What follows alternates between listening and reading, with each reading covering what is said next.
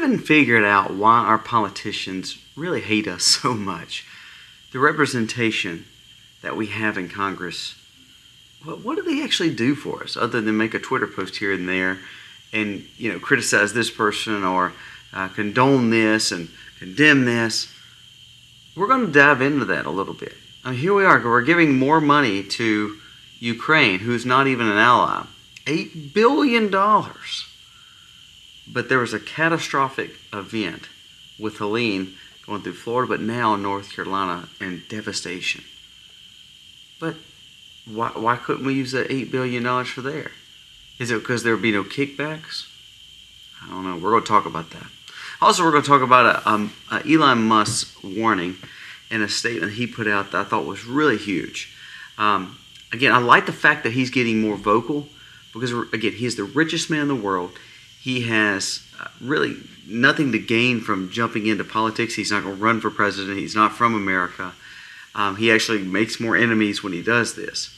Not that I trust him wholeheartedly, but I think we need to heed his warning, and we need to listen to him because this man is not stupid.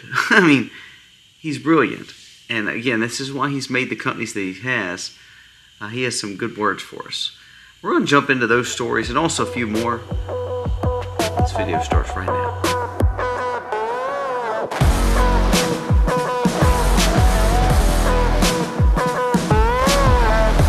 Hey guys, welcome to the Max. Thank you so very much for being here today. If you are new to the channel, go down here, press subscribe, ring the bell. Give us a thumbs up or a thumbs down, that's okay. But let us know what you think about the content of today's video. Now today is really our last day of the month. So remember, we're doing a monster giveaway. We usually give it to the first anyway. So please make sure you are subscribed. Give us a thumbs up, comment. That helps you get entered into a giveaway. We'll talk a little bit more about that tomorrow when we actually start talking about doing the giveaway and also showing some of the things that we're giving away. Now let's jump into the stories of the day. First story I want to bring up is Biden administration, along with the rhinos, along with the Democrats, is giving another $9 billion to Ukraine. Now, like I said yesterday, I almost have a righteous anger because I get mad at the fact that, have you seen the pictures of North Carolina, parts of Georgia, parts of Tennessee, parts of Florida, where there's so much damage, especially North Carolina, where towns are literally wiped out.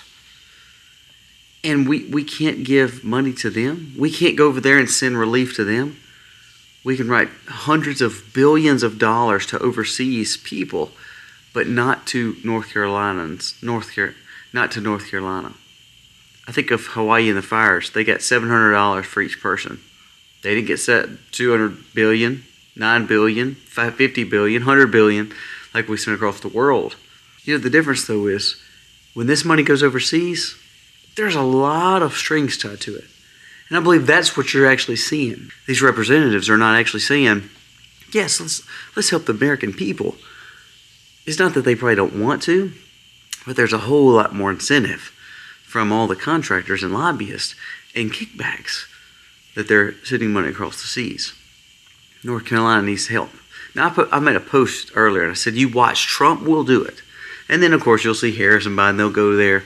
But Trump will be the first one to pull the strings and actually go to those places. Guess what? Right after that, he said he's going to Georgia, North Carolina to give out relief items. Now, is it a photo op? Is he going to go and, get people out of the trenches? No, but it shows he supports Americans' values. It's a great move, and I condone him on this. Where's Biden? Where's Harris? They're not worried about it. Biden's on a beach, and Harris is at a very high, expensive donation dinner, while North Carolina and the people there are devastated. This is the leadership that we would get. We talk about, our representation not loving us and not liking us anymore. If Kamala gets her way and they pass the situation, they don't do, they don't do the situation where they get rid of some of the migrants. You know what happens? 9 million get naturalized as citizens. That's 9 million more votes.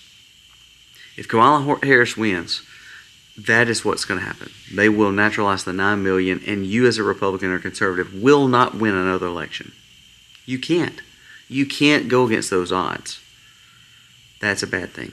So you need to pay attention to this, because right now, yes, there's some polls that's swinging Trump's way. I mean, Pennsylvania is swinging Trump's way. It should be a shoo-in, but don't ever think that Democrats won't pull out some crazy stops, because they sure will. Now, let's jump into our second story with Elon, because this is a very important story, and I think that him and Vivek have really come together on some things that Vivek was pushing during the primary season.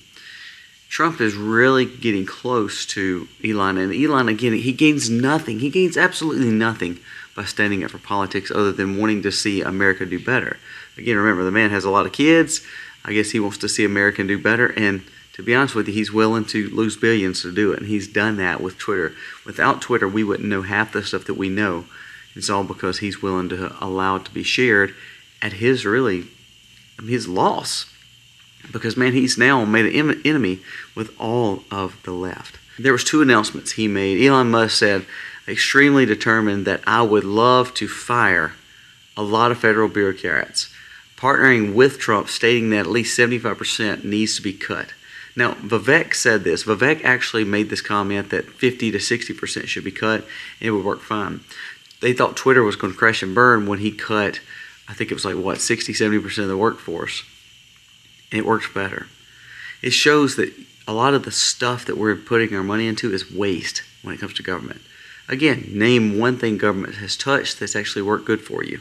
Is your Social Security working better than what private retirement is? Is Medicare and Medicaid working way better than private insurance is? Is the fact that government projects and government housing is actually good for people compared to just private situations? Is USPS better than UPS? No. Everything the government touches actually is a waste and causes more problems, and it's just frivolous. Elon Musk comes out and says, you know what, we can cut 75% and make it work better, and we could balance out the budget. That is the only hope for America, is we get back to a balanced budget. If we don't, we're never going to show strength across the world, and we're never going to be a shining light on the hill to people look for to help them in a time of need. We're giving fake paper money all across the world, and when it's not backed by anything but the faith and trust of the government, when our government is in shambles, and the fact is, what power are we actually showing with Harris Walsh leading us in the future, especially if they're going to give 9 million naturalized citizenship? I'll be honest with you, that's bad. Now, this is what brings me up to the very important thing Elon said. And again, Elon has come out and said he supports Trump. He was not on the Trump train first. But there's one thing he said today that I really thought, I thought a lot of him, because I'm thinking, again, he didn't have to do this, and he chose to. He said, Musk warns, if Trump is not elected, this will be the last election. Elon Musk said that he argued that the influx of all these immigrants coming to the United States, something that the Democrats are expediting and is trying to come with terms as fast as possible, making this happen, will effectively make a one-party state, and democracy will be over. Remember, I just said 9 million will be naturalized. Mike Lee came out and actually said, based on the law, based on what they're passing, based on what they're wanting, if Kamala wins, 9 million will be completely naturalized as citizens. Responding to a thread on X with Mike Lee, just like I pointed out, that Alabama is trying to remove non-citizens from the voting. And of course, like we talked about yesterday, the DOJ is suing them for that. He said, let me explain. Even if 1 in 20 illegals become citizens per year, something that Democrats are expediting as fast as humanly possible, that would put 2 million new legal voters over the next 4 years. The voting margin in the swing state is often less than 20,000. That means the Democrat process succeeds. There will be no more swing states. It will be full Democratic control. Wise words from a wise man.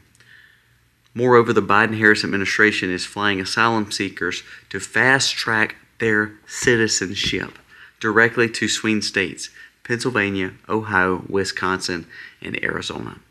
They are swaying an election based on the fact of unlawful maneuvering of people to then make voters, to give them the pathway to citizenship, to then take those 4 states and make them completely Democratic rule. No swing states, no Republicans, no conservatives win. All of a sudden, you're in a tyrannical government. So it's a very serious thing. We need to pay attention to this. And I think Elon Musk, again, the more that we see people like him coming alongside Trump, the better it's going to be. The RFKs, the Tulsi Gabbards, the fact that we're seeing people like Thomas Massey and Rand Paul standing up and they're getting more clout. Vivek, these are the people that should be leading us and trying to make a difference, because there's no difference when you look at people like Mitch McConnell, when you look at people like, Lindsey Graham, Chuck Schumer, Nancy Pelosi. What they're going to do is run this country in the ground. And it's going to come from rhino Republicans who are silent and who are worthless when it really comes to leadership, and all these representatives on the Democrat side. They're going to destroy what we have worked so hard to build over the hundreds of years in America. We want capitalism to thrive. We want freedom to thrive. John Kerry came out today and actually stated completely that the First Amendment should not actually be complete freedom. It's a little far-fetched. So now you heard that from Hillary, you heard that from John Kerry, you've heard that from Harris, and you've heard that from Walz. You don't believe more Democrats are going to keep on saying this? The whole point is to shut down Elon Musk's site, because they know if they shut that down, they control the other media, and bam, freedom of speech is gone. Guys, pay attention to these stories. Very, very, very, very dangerous. My goal is to hopefully just show it to you and enlighten it to you, and do your own research. The people in North Carolina need our prayers. They need our finances. They need help from the government. This is where the government's supposed to help. Is this, not sending $9 billion more to Ukraine. We need better leaders. We need better representation, and we need term limits. And we need people who want to serve Americans' needs first. Guys, let me know your thoughts. Remember to please subscribe so that way you'll be entered into the giveaway. Thank you so very much for watching. We humbly thank you. God bless.